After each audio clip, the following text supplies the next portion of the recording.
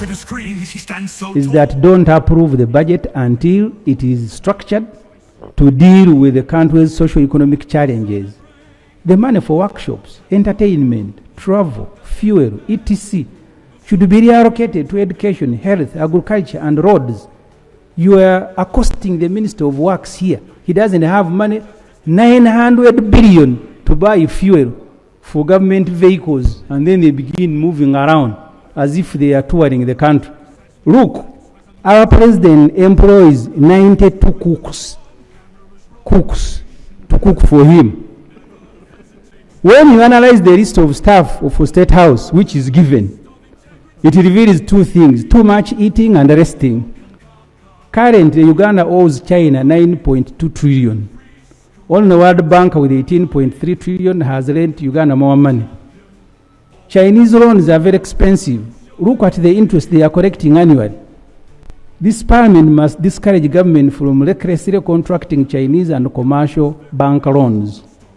Again, there is a table to show you people who have lent Uganda money. I have said China is now number 2 at 9.2 trillion, and they are collecting almost $1 trillion from Uganda every year. So you come here to pass a budget, you think it is going to your constituency. It is actually going to China. 247 billion to Democratic Republic of Congo for raping Congolese women, looting its gold, diamond and timber, when General Tibuhaburwa ordered its invasion in 1998-99. Peneti to get another 465 billion. Also part of the 27 trillion debt servicing is 465 billion for President Museveni's Italian friend, Enrica Maria Aristidina Peneti. The 446 billion will be deposited on an escrow account accessed only by Aristidina. Remember, Peneti has just been given 298 billion in a supplementary request schedule number 3, passed about 2 months ago. So far, we have given Peneti 774.469 billion. We are now adding another 465 billion in this budget. Whatever this woman did to or for our president, only Allah knows. Salutes your legacy. Media Choice Television, its presenters, associates, and affiliates may not be liable for views shared on this program. Age restriction and viewer discretion is advised. This is the physical deficit we face as a country.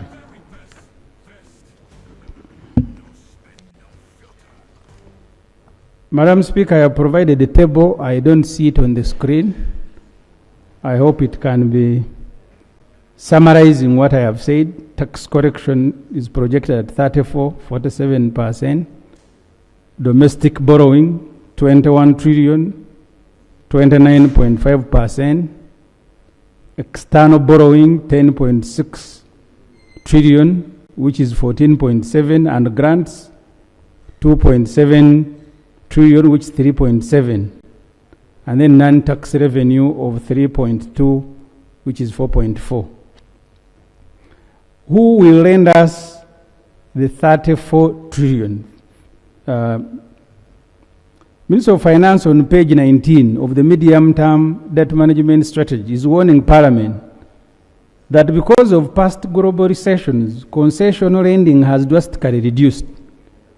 Creditors are now focused on resuscitating their own economies. The biggest borrowing, 68% therefore, will be from domestic commercial banks and several other funds. Only 32% of the borrowing will be from institutions such as World Bank, IMF, ADB, and other international funds. Only 9% of the loans to be procured for budget will be on concessional terms. Only 9%. 6% at semi-concessional and 16.7% at non-concessional and commercial terms. This government committed to restrict non-concessional commercial loans to financing infrastructure and self-financing projects through on-rent agreements that have the capacity of generating non-tax revenue to enable debt repayment. It is now contracting non-concessional loans to fund recurrent expenditure. Remember last financial year, remember the loan of $789 million in 2023. Overborrowing from commercial banks is crowding out the private sector and is increasing interest payment almost beyond our reach. This financial year, we are paying 9.4 trillion in interest, not 9.4%. It's 9.4 trillion in interest to commercial banks, mainly, and 1.8 trillion interest to foreign lenders. In the next budget, interest payment will consume, it is now 11 trillion. Minister of Finance notes that borrowing from foreign sources poses a great risk on our reserves. To be safe, the Minister of Finance notes, maturing foreign debt should be kept at a certain percentage of our reserves.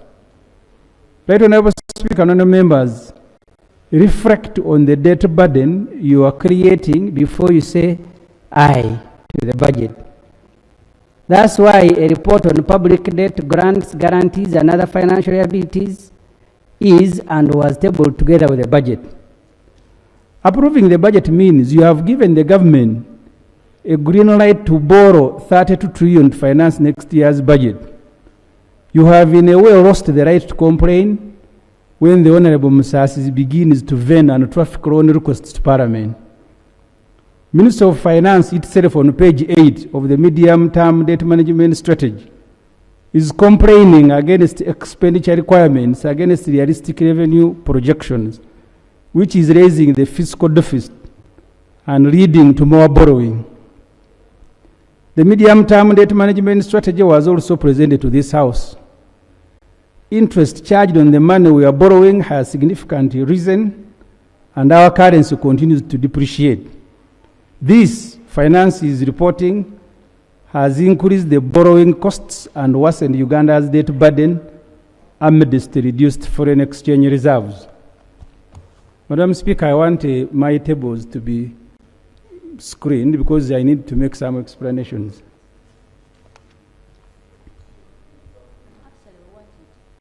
I am on... Do you have that report captured? I actually submitted this report early in the morning. Please capture it. Will URA really correct the 34 trillion, the basis of which you are approving this budget? To finance the budget, Uganda Revenue Authority has now been given a 34 trillion target next financial year. This year, this current year, the target was 29.3 trillion. The taxes will be corrected as follows. If the tables were there, then I will be summarizing and I don't have to read everything. Madam Speaker, as you have guided, I will continue reading. But when eventually the tables are presented, you'll allow me to go back and explain. Because the reason I put tables is not to read too much. I was on page 4. I'll come back to that when it is uploaded. I hope it is not deliberate.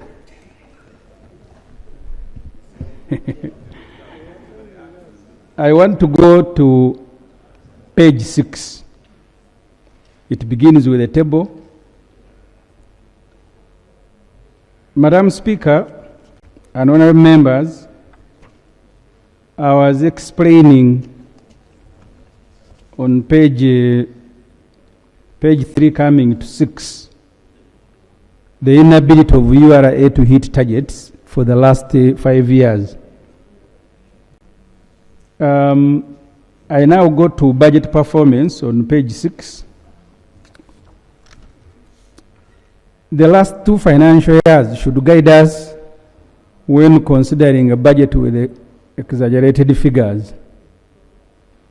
In 2020 to 2023, this Parliament approved a total budget of 52.548 trillion, The actual money raised through taxes and borrowing was 43.4 trillion. Minister of Finance issued or warranted 49.226 trillion. In 2023-2024, revised approved budget was 61.669 trillion. 50.172 trillion was warranted, but the actual money corrected and borrowed was 48 trillion. On average, we have been raising just about 50 trillion to fund our budgets. This election year could even be worse. We need to approve a realistic budget of not more than 55 trillion at worst. The reason government presents an obscene figure is because they want to raise their amount 3% that they are authorized by the law to spend without prior parliamentary approval, which they will give to Pineti and Amina and others, and then come here for approval after. I now want to go to page 7, which is the allocation of the budget. Honorable Speaker and other members, we hope you have already noted that we continue borrowing to pay loans. Next financial year, total borrowing is projected to be 32 trillion, of which 10 trillion is to clear maturing treasury bills and bonds. It is actually now 11, which finance likes to sanitize and call debt rollover. So the NRM government goes to a money lender and asks him to lend it to pay an old debt. We must bring this nonsense to an end. Next financial year, you have budgeted 11 trillion to pay interest on money borrowed, and only 6.5 trillion for development. This is crazy, honorable ladies and gentlemen, that your budget, the biggest portion is to pay interest and not development. The table, which I am not able to display, is giving you the summary of the budget. 38% of the budget is debt servicing, 11% is wage, non-wage is 41.1%, and development is just 9.1%.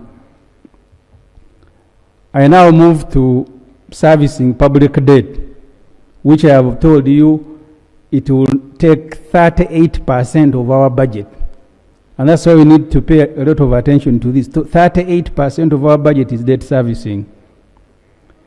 In a report on public debt and grants read in Parliament on March 27th, total public debt is given on page 12 as 106.22 trillion as at December 2024.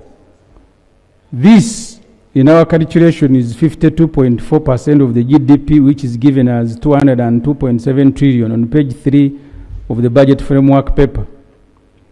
The government committed not to borrow beyond 52.4% of our GDP in the Charter of Fiscal Responsibility. Approving this budget means you are allowing government to go against the Charter of Fiscal Responsibility, which will offend Section 12(6) of the Public Finance Management Act. The section states the annual budget shall be consistent with the National Development Plan, the Charter for Fiscal Responsibility, and the Budget Framework Paper. On page 9 of the report on loans, Minister of Finance observes there is a moderate risk of debt distress, mainly due to slow export growth and rising debt service burden, which amounted to 31.5% of revenue as of June 2024 and projected to stay above 20% throughout the medium term, mainly due to the cost of debt. Uganda has limited room to absorb economic shocks, meaning a significant economic downturn or a shock event could worsen its risk of debt distress. This is what the Minister of Finance says. To try to clear this huge debt, government has allocated 27.3 trillion, as I said, which is 38% of the total budget.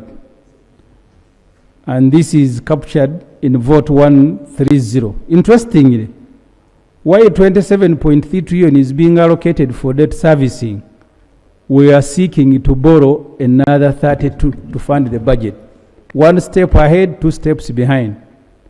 We should at worst be borrowing less than what we are paying. You cannot repay 27 and then borrow 34. It means you are not paying. The table again, and that's why, Madam Speaker, it was important for these tables to be available. Chinese loans.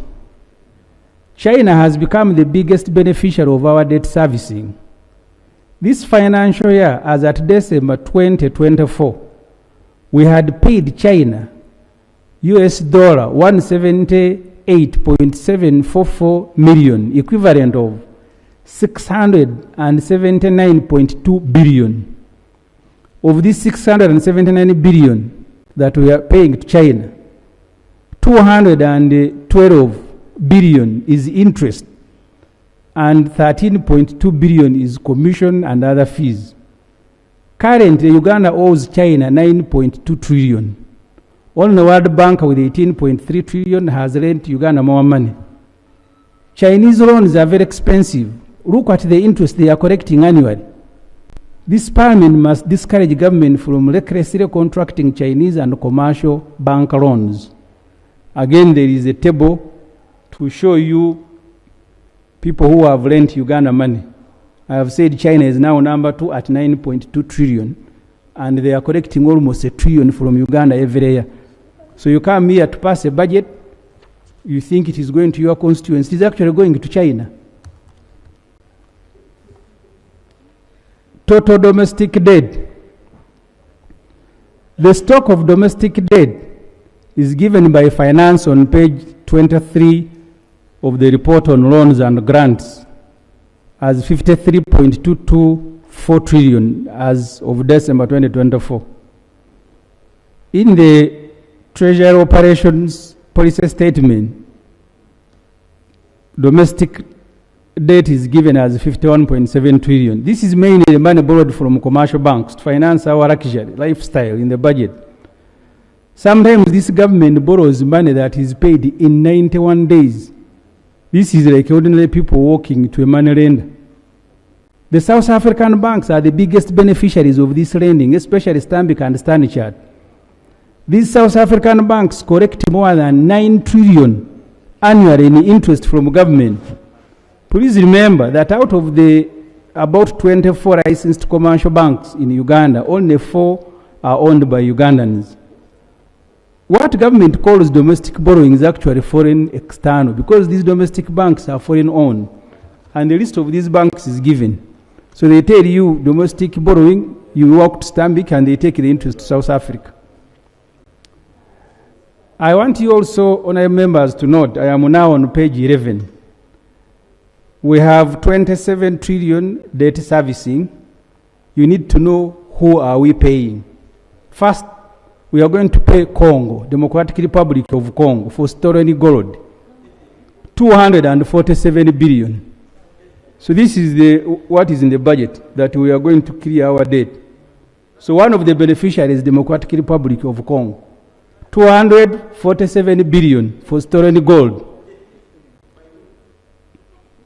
The 27.3 trillion includes 247 billion to Democratic Republic of Congo for raping Congolese women, looting its gold, diamond and timber, when General Tibuhaburwa ordered its invasion in 1998-99.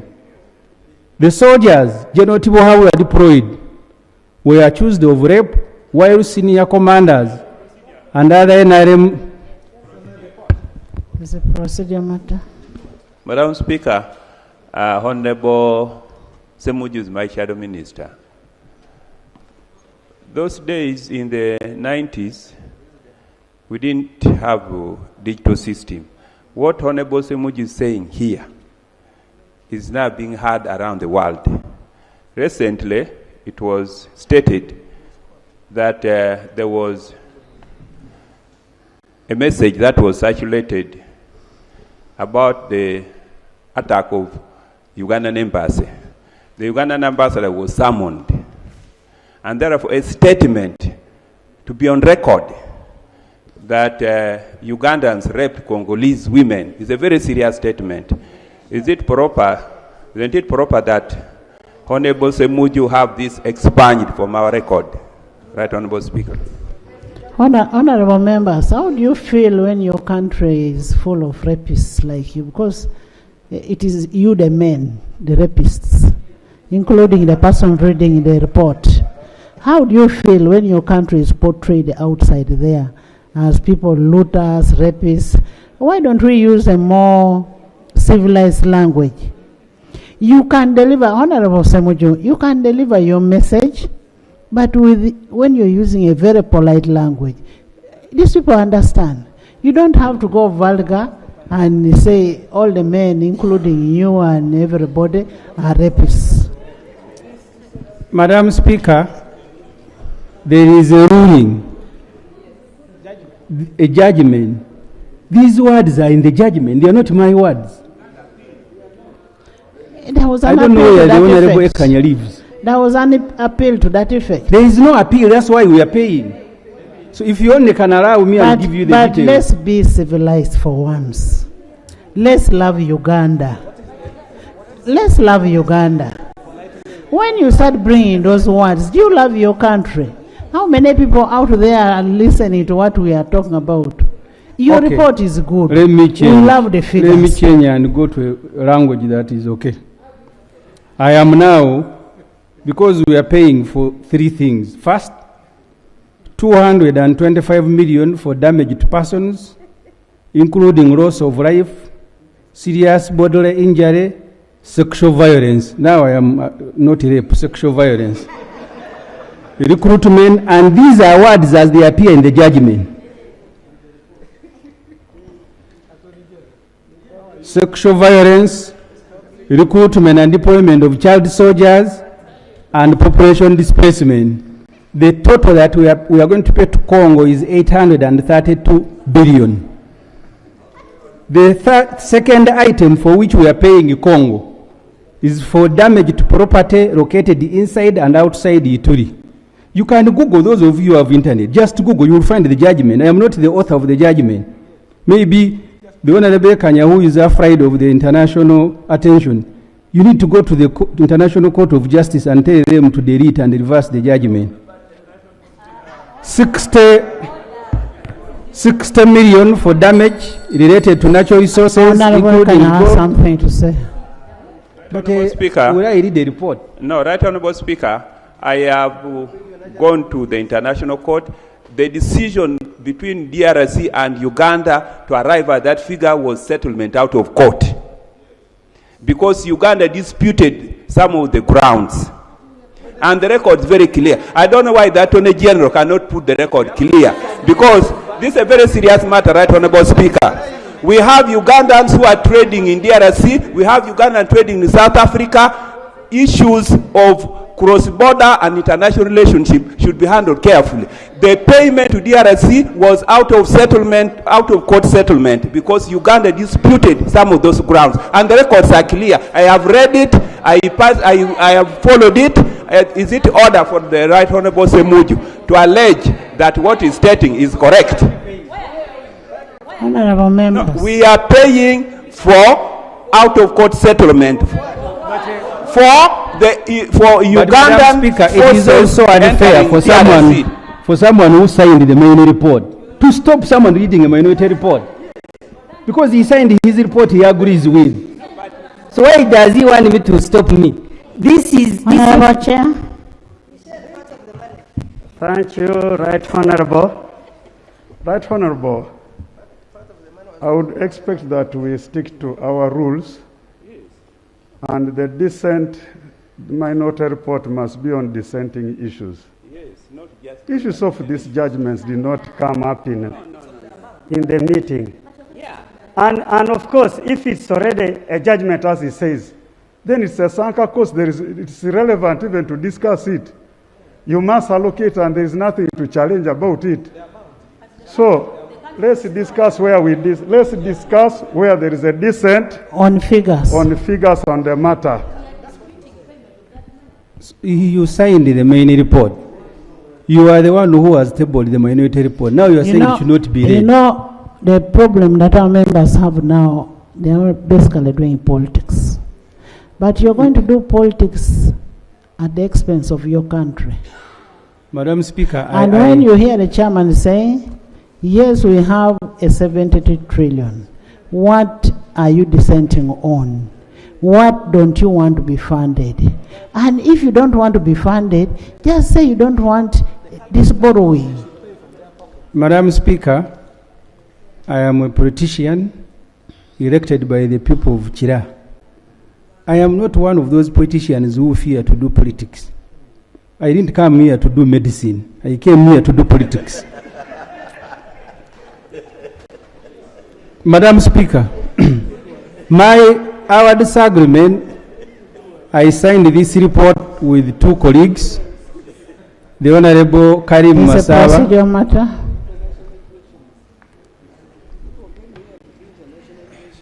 Thank you so much, Madam Speaker. I am raising on a matter of procedure with a lot of pain. My senior colleague, who is a veteran in this House,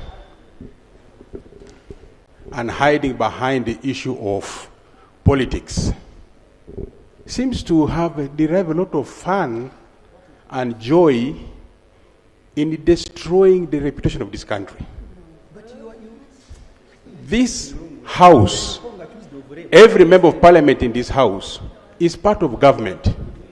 Yesterday, the same Speaker kept calling the matter, this House, you people, and distancing himself from what happens in this House. We have a matter of collective responsibility. There are many things we don't agree with here, but once the House makes a decision, we go back with collective responsibility.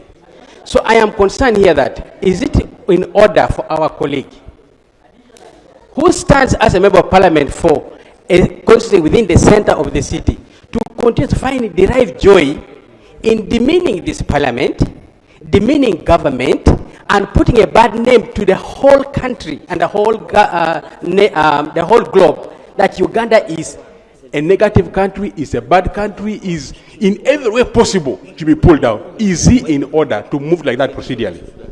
I beg to request and submit. No, I don't wait.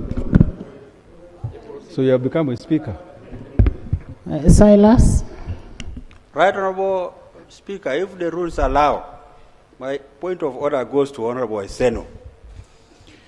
Honorable Ssemujju Nganda has all the right to present his position. Number two, Uganda knows that when you do certain things, they will embarrass you. Yes.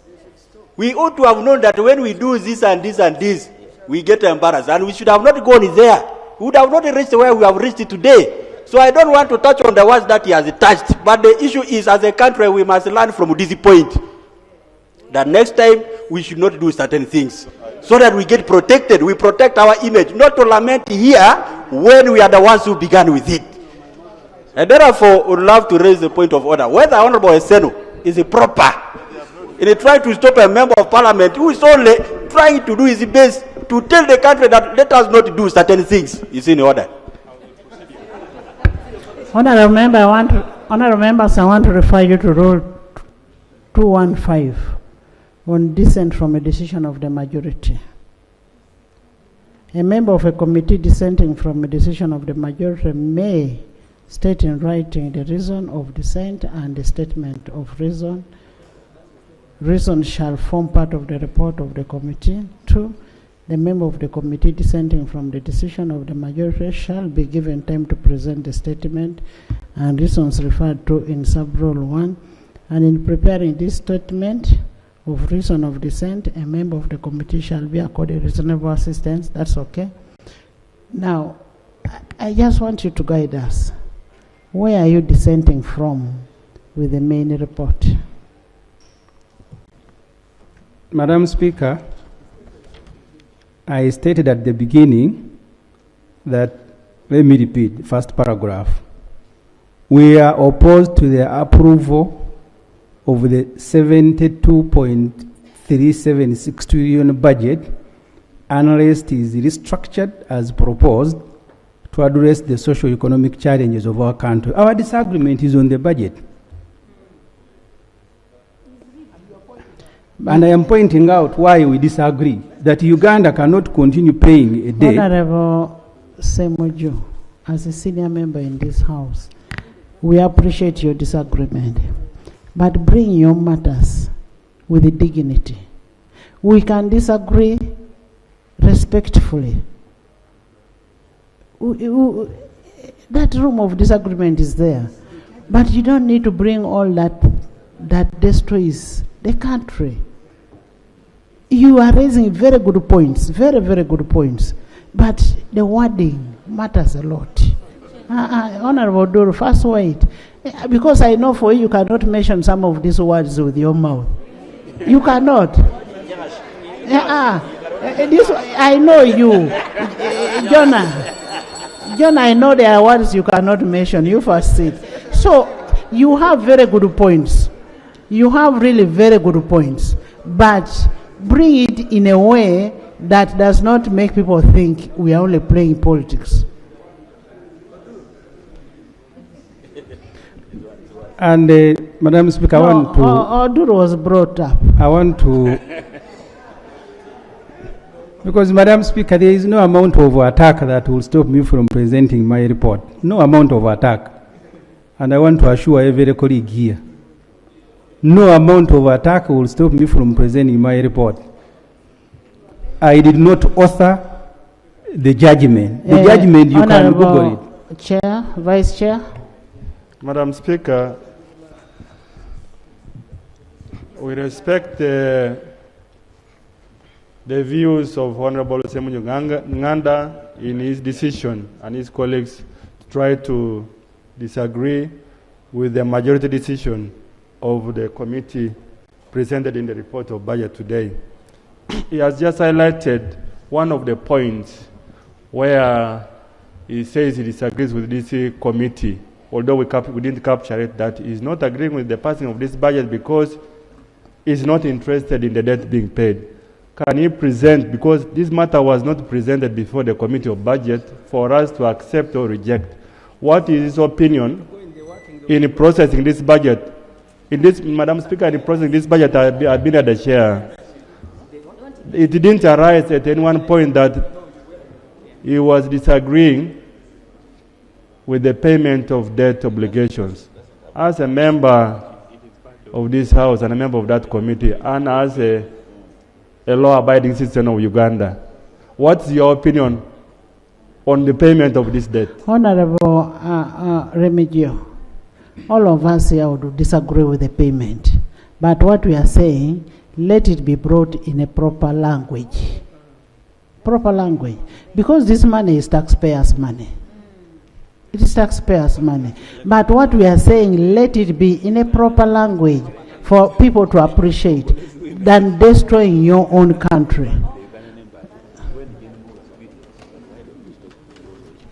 Madam Speaker, I want to ask my chair to allow me present. Because if I discuss the things that happen in the committee, you're going to be embarrassed. If I discuss them. So can I continue?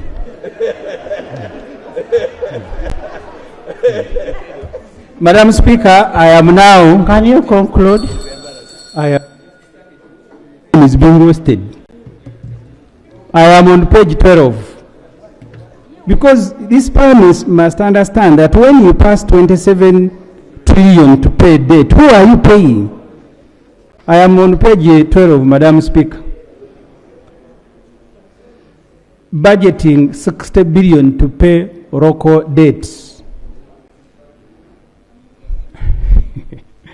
Also included, I am shocked that the chair says this is not in the budget. So which means you don't even know which budget you have recommended to Parliament.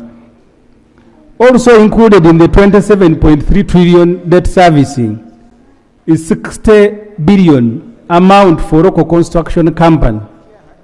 Uganda is acquiring preferential shares in this collapsing company. This parliament authorized the government in July 2022 to acquire 150,000 shares in Uroko at a cost of 207 billion to be paid over 5 years. This payment to Uroko is now part of our public debt obligation. As of May 2022, Uroko debts were at an equivalent of 414 billion. The company owed banks several amount of money. I don't have to read the names. As usual, General Museveni stepped in since the proprietors are his friends who helped him when he was fighting to remove government in 1980-86. That's how the debt was contracted. We were borrowing to help pay someone else's debt. We borrow to help someone pay his debt. The Auditor General in December 2024 annual report on page 24 states that the shares in Uroko were irregularly purchased. The resolutions by the company allotting government shares were done before parliamentary approval. The Auditor General fears legal disputes may arise in the future. I am only alerting Parliament to be aware. Permit to get another 465 billion. Also part of the 27 trillion debt servicing is 465 billion for President Museveni's Italian friend, Enrica Maria Aristidina Pinetti. The 446 billion will be deposited on an escrow account accessed only by Aristidina. Remember, Pinetti has just been given 298 billion in a supplementary request schedule number 3 passed about 2 months ago. So far, we have given Pinetti 774.469 billion. We are now adding another 465 billion in this budget. This will bring total amount given to Pinetti for Ruoa to 1.239 trillion. Whatever this woman did too, or for our president, only Allah knows. The table below gives you a history of how we have been paying Pinetti since April 2021.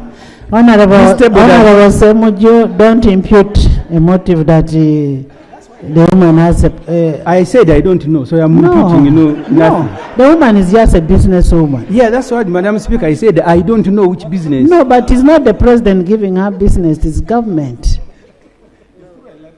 Whatever she did for government, not the president. Madam Speaker, it's not personal. No, it's not. I don't want to go there. It is not personal to the president. Please, let it be to government, not to the president.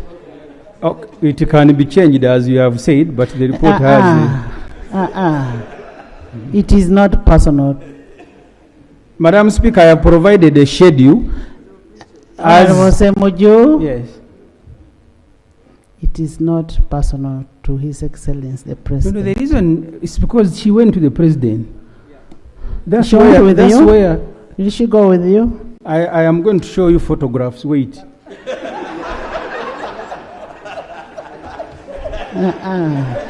Next page. So this schedule you see there, as of July 13th, 2022, we had given Pinetti this amount of money. We have now increased. You can go to page 14.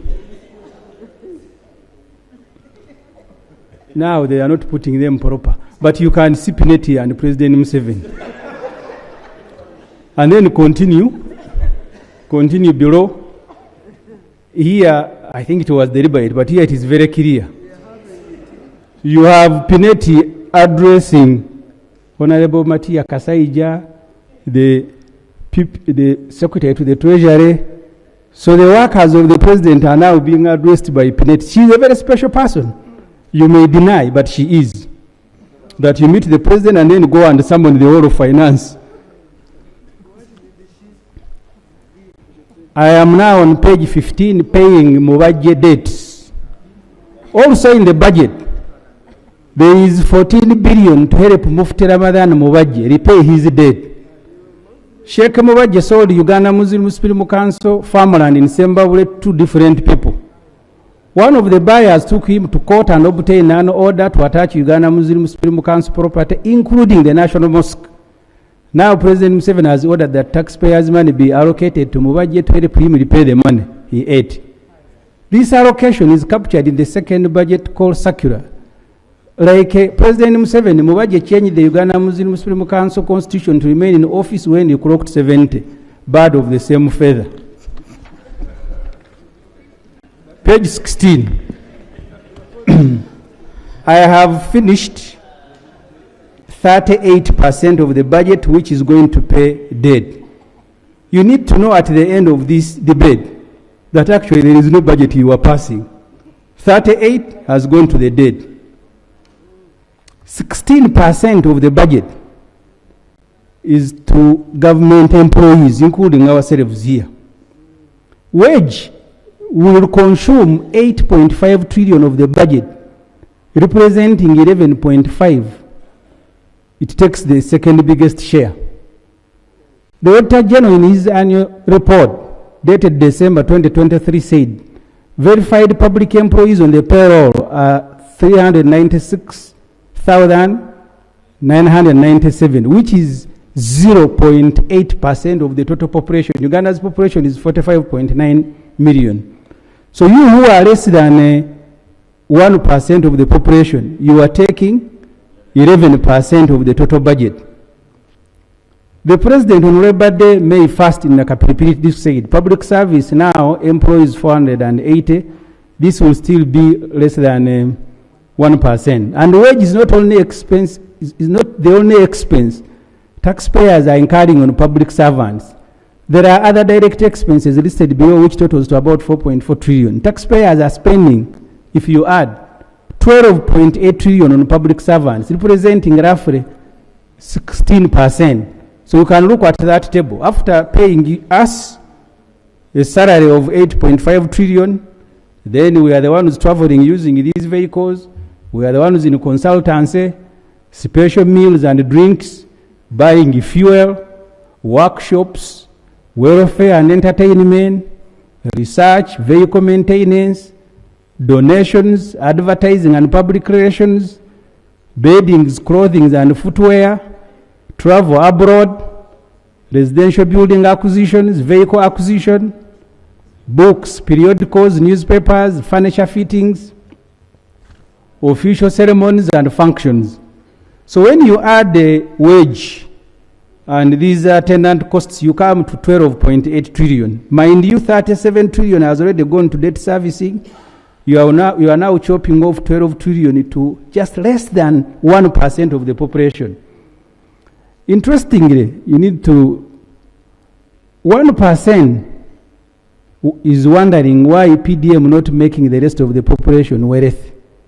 So the rest of the population, you give them 1% of the budget, which is 1 trillion. The president is Uganda's employee number one. Is the head of all of us, the 400,000 public servants. His residence has been given 500 billion and his office 306 billion. This financial year, the budget for the residents alone, after the supplementaries, came to 1 trillion, the same amount that you give to PDM. So after consuming 16.7 trillion of the entire budget, number one employee fuels his motorcade and goes to check on the rest of the population to find out why they are still poor. This is especially after budgeting for 1 trillion under parish development model. So the PDM constitutes just 1.3% of the entire budget. So you consume 16% of the budget, fuel vehicles. You can see the photos are not clear there. The convoys are on the road, putting fuel to go and check on the rest of the population why they are still poor. The ones that take 1% of the budget and you take 16%. Because the country is spending nearly 12 trillion on its human resource, Parliament must scrutinize these lists. These books here contain lists of all the staff for government entities. We have a duty to scrutinize them and report on them, which the majority committee did not do. That's why they want to restrict me to figures. But these budget papers have wages, names, lists. We must establish whether we have the right human resource and in the right places. Kenya, as I noted last year, is auditing its human resource. They want to employ more technical people than support staff. Look, our president employs 92 cooks to cook for him. When you analyze the list of staff of a state house, which is given, it reveals two things: too much eating and resting. State House has 92 cooks of all types. Even a bigger hotel such as Sheraton, Serena, don't have these numbers. It is simply opulence. How many times does our president eat in a day to require 92 cooks? There is no state house in the world that is as luxurious as ours. You cannot be budgeting for pirao, karo, kashera, chapati, chaps for our president when there are no nonsense in Morago. The names, if you want, the names are here. They are given by the president's office. They are not my names. Now you are about to say, change the language. These names are in the book. Ssemujju, the cooks in the State House do not only cook for the president and his family. Even when we have these members going for caucus, they cook for everybody. Even when we go for iPod, they cook for everybody. These are cooks for government, not personal cooks. These cooks are there. They are civil servants. They cook for the whole country. All the people who go to State House, they cook for them. You want to portray the president like he's very insensitive, really, for heaven's sake. But Madam Speaker, you're making it very difficult for me to read the report. These figures, we should ask the president not to submit them next time, because he's the one who submitted them. But it's a requirement of the law. Yes, so why is it a problem if I am reading them?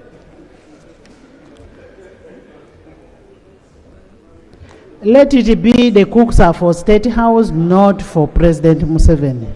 State House is for the president under the President, Vice President, Prime Minister's Emolument Act. Other people who go there to eat our money are committing a crime. Yes, Honorable Kabanda.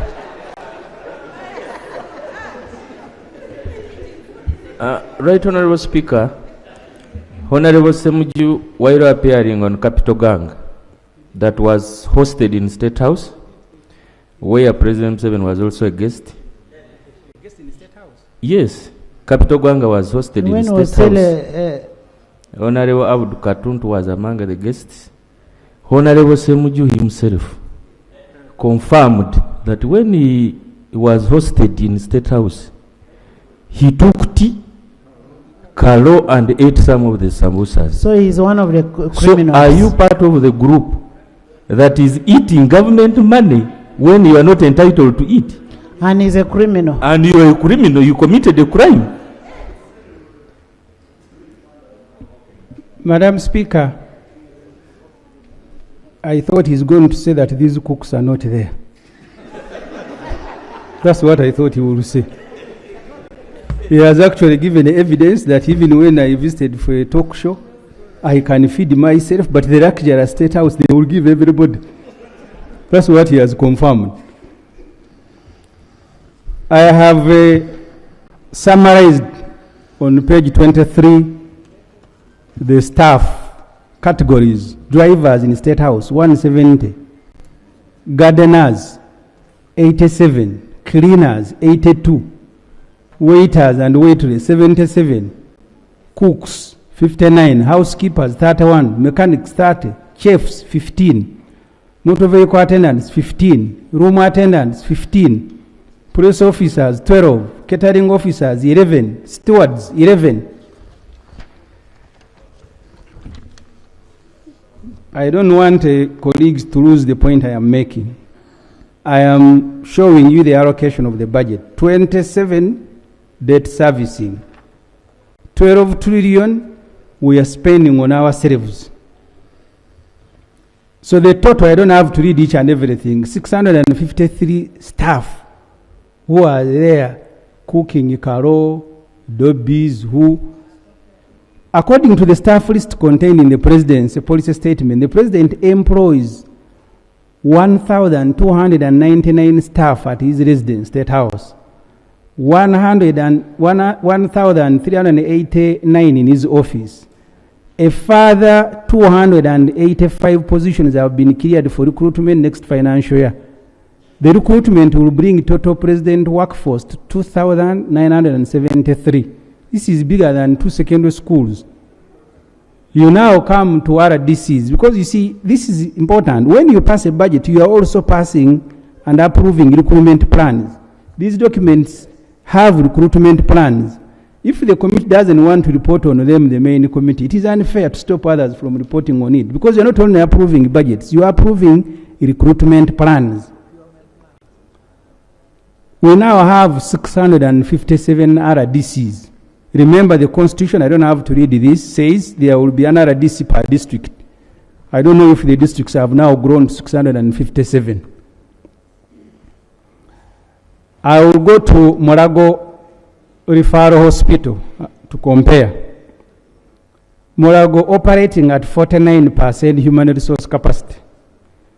In this report, we compare Morago National Referral Hospital and the State House, President's Office, staffing levels. Both State House and President's Office employ 3,000 staff, while Morago has 1,308.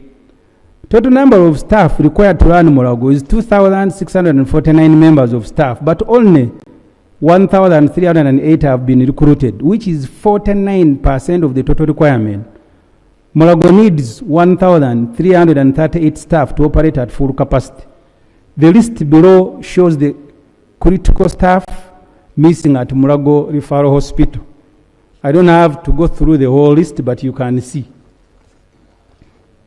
This is where all of us go when we have problems. There are no staff, there are 90 cooks.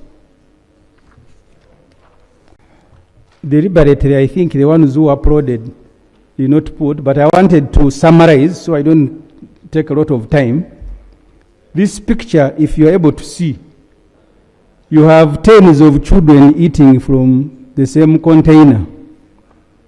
And then you have our head of state picking food from a banquet, for a buffet. This is how I have summarized PDM. Thousands of people are eating from one container. The rest have a buffet.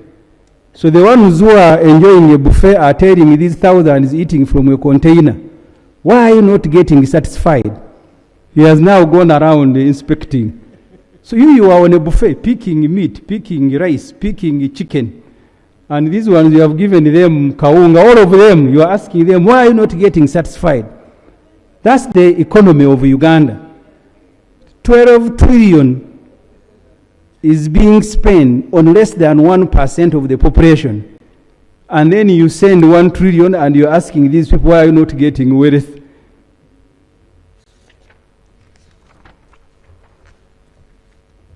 Let us look at the 1 trillion in the budget that will be given to, because we are told 14.8 million Ugandans who are still in subsistence agriculture under the patched development model.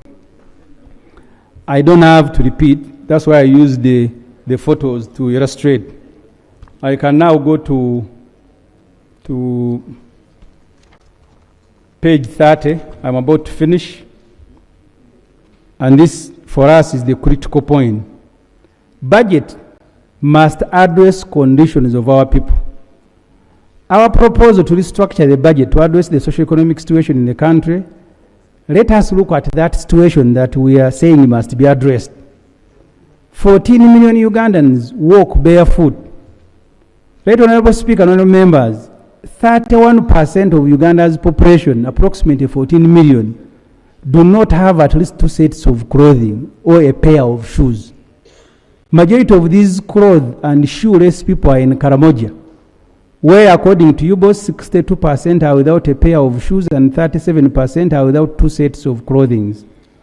Karamoja is followed by Busoga, where 26% of the population do not own 2 sets of clothing and 33% are still walking barefoot. This situation is evident when you look at the number of children in Busoga walking to school in plastic sandals called Nigina or barefoot. Rango, Teso, Buked, and Western Nile follow. This is according to UBOS. Ownership of clothing, according to UBOS, and shoes serves as a basic measure of household welfare, reflecting both economic capability and social status. These items, Yubo says, symbolize personal dignity and community standing. Children feel very bad if you didn't know if they don't have them. You need to read General Museveni's book. He still remembers that when they were in primary school, only Sir Richard Kaijuka had shoes. At 80, it is still paining him. There are photos here of children. Unfortunately, someone sabotaged the photos, but you can see them in their hundreds going to school barefoot. I got to page 32. 15.7 million Ugandans have no jobs. Uganda's working population is 25 million, which is 56% of the total population, according to UBOS. Uganda's National Employment Policy 2021 defines 14 to 64 as the working age. Only 9.4 million of these 25 million are employed, according to UBOS. This simply means 15 million people are without jobs.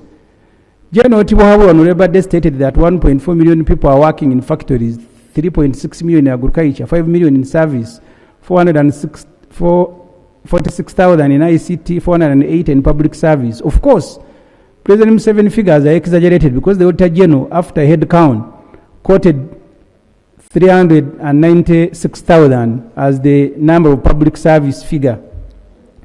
The National Bureau of Statistics on page 162 of the census surprisingly records 13% of the working age as the number of the unemployed. This percentage of 13% actually means 3.2 million people and not 1.2 million as they put. Whichever figure you take, unemployment in the country is high, but even those reported to be working in factories are paid peanuts and are working under very harsh conditions. Among the youth aged 10 to 30, numbering 10 million, only 1.6 million are without jobs. That's why younger people are restless. The solution cannot be abduction, court-martial, and prison. The solution is to look for jobs for them. Only 2.7 million Ugandans own bank accounts. We are told we are being moved into money economy. Maybe they will put us on trucks and drive us there. Only 2.7 million own bank accounts. On page 171 of the census report, UBOS reveals that only 2.7 million Ugandans own bank accounts. The bank account ownership gives a fairer picture of who really is working and is in money economy. Both government and private sector pay through banks and are required by law to remit workers' savings to NSSF or various pension schemes. If only 2.7 million people, which is 10% of the working age, own bank accounts, it means many Ugandans are casual laborers. Bank of Uganda, in a 2022 financial capability survey, found out that 49% of Ugandan employees are paid 150,000 and below. Those paid between 250 and 150 are just 33%. People who are paid $500,000, between $500,000 and 250 are 11.1. Those who are paid between $500,000 and $1 million are 5.7. The Ugandans who are paid a salary of more than 1 million are just 0.9% of the population. That is the money economy for you in our country. 28 million Ugandans still using firewood for cooking. According to UBOS, 28 million people are still using firewood as main source of energy for cooking. This is 62% of the country's population. This affects the environment adversely and a source of ill health. 89% of the population is using firewood and charcoal. In Karamoja, 56% are still cooking in open space. The chair who presented the report said this is the best budget. Of the 10 million households, only 25 are using electricity for lighting and 28 are using solar. 5 million Ugandans ride borders. According to UBOS, bicycles remain the main means of transport in the country. At least 20% of the population, roughly about 9 million people, own bicycles. 12%, 5.5 million, own motorcycles. 3.9, which is 1.8 million, own vehicles. What this means is that we are a border and bicycle economy. 14 million Ugandans in subsistence economy. According to the census, 3.5 million households, which is 33% of the total 10.6 million households in the country, are still engaged in subsistence economy. This is 14.8 million people. just 2 pages, and I finish the rest are just annexes. According to UBOS, 62% of the entire population is in agriculture. This percentage means 28 million people are still surviving on agriculture. 5.6 million families share a room each, have no toilet. According to the census, there are 10.6 million households in Uganda. The average size of a household is 4.2 persons. According to the census, 53% of the households in the country sleep, 4 people sleep in one room. In Karamoja, it is even worse. It is 70% of the households that are sleeping in one room dwelling. So families have one room, that's where they sleep. According to the UBOS report, 7% of Uganda's population is without a toilet facility, still engaged in open defecation. Open defecation in Karamoja is at 60%, according to UBOS. World Health Organization underpins safe disposal of human waste as one of the key measures to reduce diarrhea transmission. Only 4.7 million households had improved sanitation facilities. As many as 6.5 million households are still using firewood. 20 million Ugandans food insecure. The Bureau of Statistics on page 356 of their report notes that 20 million Ugandans are moderately or severely food insecure.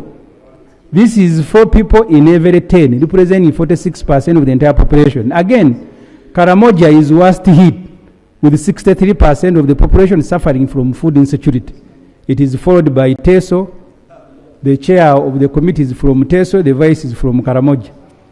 It is followed by Teso at 50% and Bukedu also at 50%. Also the reason is not very difficult to find.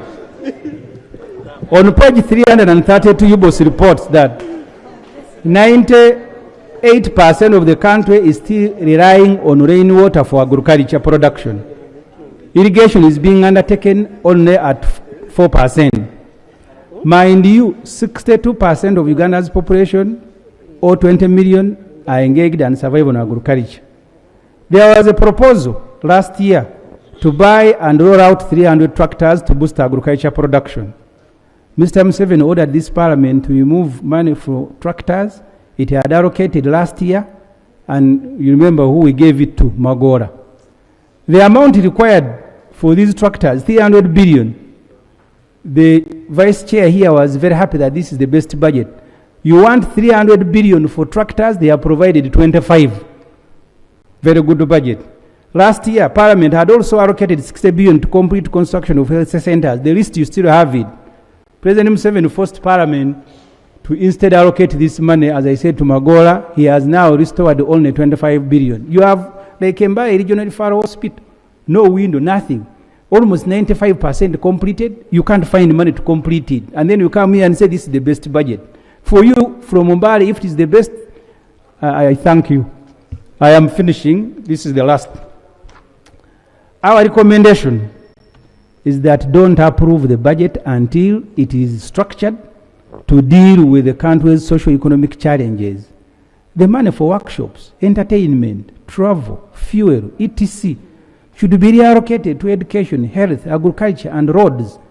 You are accosting the Minister of Works here. He doesn't have money, 900 billion to buy fuel for government vehicles, and then they begin moving around as if they are touring the country.